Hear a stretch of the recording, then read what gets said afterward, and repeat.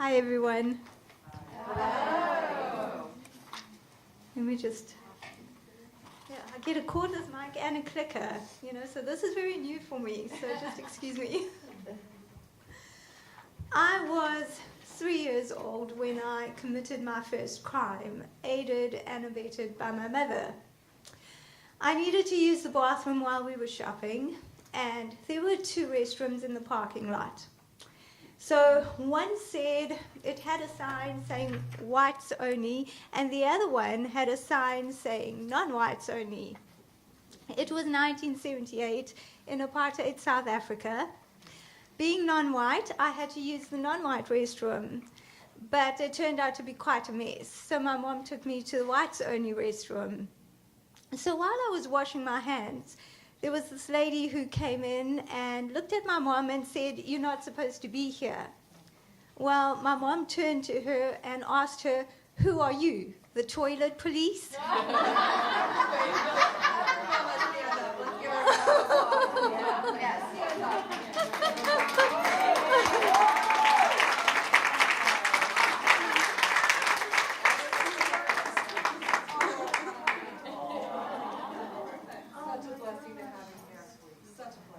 Well, it actually took me years to figure out just how much courage it must have taken for my mom to do that.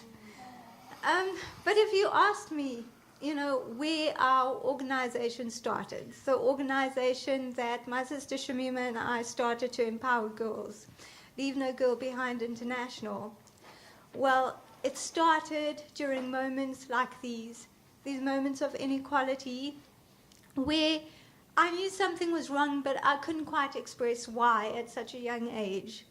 Moments like when I was 11 years old, and my teacher said that the girls were going to be doing sewing and the boys were going to be doing leather craft. Well, I stood up and said to her, if I had a daughter and she went to a school like that, I'd sue the school for sexual discrimination. Well, give a girl a dream, she will give the nation a purpose. In 2010, my sister and I started writing a book called Leave No Girl Behind. It had the words in of many successful women, men, girls, and boys. Its central message was how empowered girls create a transformation in our world, and naturally gender equality. The book turned into a movement. And finally, in 2014, we registered Leave No Girl Behind International as a non-profit organization.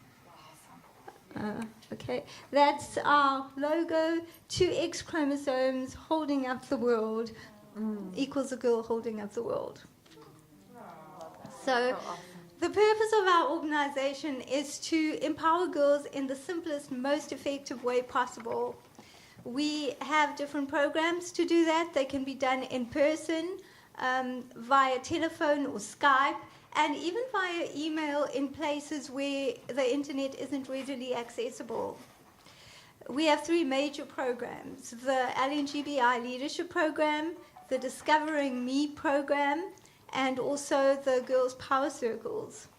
And that's the girls of Academy Prep in Tampa, Florida, completing the Discovering Me program. They did it over video Skype. It was so cool. With our Girls Power Circles, we go into schools and we work with girls, giving them leadership training. We also give them the opportunity to Skype with successful mentors all over the world, and even other girls all over the world. Shellie's been one of them. It was a great honor to Skype in, and I actually taught the girls how to vision board, which was amazing. I got to see their vision, and they sang for me, and I was so excited about that. They're amazing young ladies. Yeah, they are. Okay, that's them Skyping, and if I can just, okay, that's another Skype session. Vision board, Shellie. Oh, wait, I didn't have your hold. Okay. Okay. Okay. And so we also create the space so they can feel free to discuss whatever they feel that they need to talk about. We get them involved in community service projects, which is really important to us. That's our Valentine's project, where they gave out roses to the women in the hospital. Shamima organized that as our annual project. You know, many of the girls we work with don't have a lot, but our aim is to teach them that no matter how little you have, you always have something to give. Yeah. Then every year we actually have a girls' empowerment event. So it's called Empowered Girl, Empowered World, and all the girls from the power circles get to participate. The little girl in the green there, Sonia, she was 8 years old when she wowed the audience. So, yeah. And there's a group picture at one of our events. Really cute. Okay. And then in 2014, you know, outraged by the kidnapping of over 200 Nigerian girls, Shamima and I created the campaign called Bubbles Beyond Borders. It's a worldwide campaign to support the rights and dreams of girls and women around the world. So annually, you know, on a specific day, individuals and organizations across the world blow bubbles and pledge an action to support the girls and women in their communities.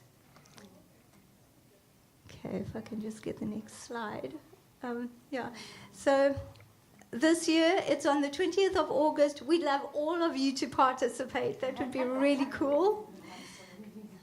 And, you know, we'll go back to give a girl a dream. She will give the nation a purpose. One of the most rewarding things for me is when a girl finds her voice and she finds her dream. To me, that is such a magical moment. Many girls across the world, their dreams just don't matter. They're born into a culture where they're not allowed to have dreams, where their voices don't count. And our greatest purpose in empowering them is to teach them that their dreams do matter. They have the right to dream, that they have the right to achieve those dreams. And they don't have to accept their circumstances because they have the power to change those circumstances. And when those teachings move from a girl's head into her heart, she really changes the world. That's it.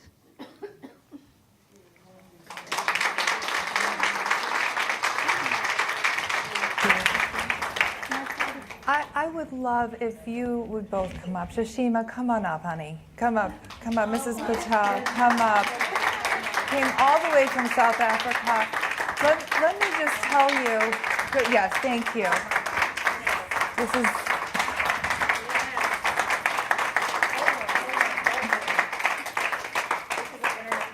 it is an internet moment, absolutely.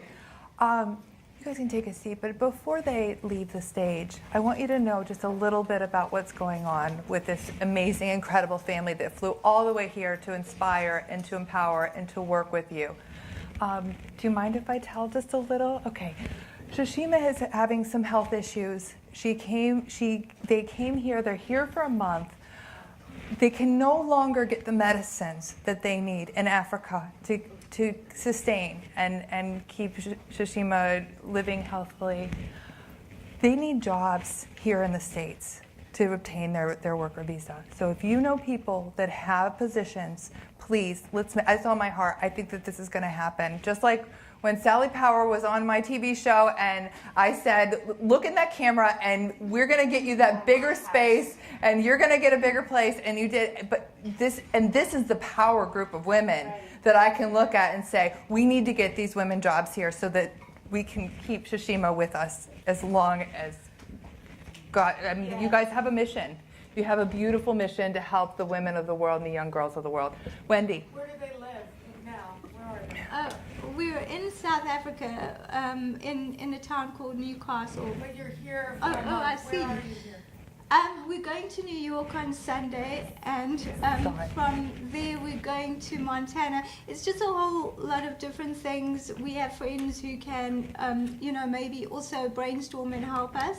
So we're not paying for accommodation, and that really helps. So we're staying in different places. Yes, but please, if it's on your heart and you know of a business that could help them, please. They're amazing, amazing ladies that are doing.